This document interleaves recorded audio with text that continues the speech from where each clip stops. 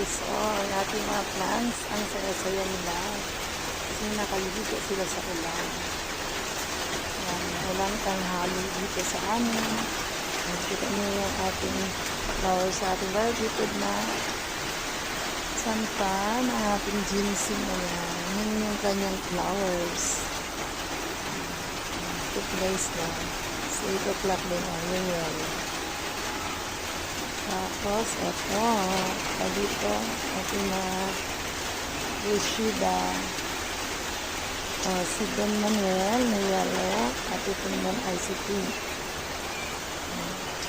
At dito sa taas, dyan ang ating mga orchids.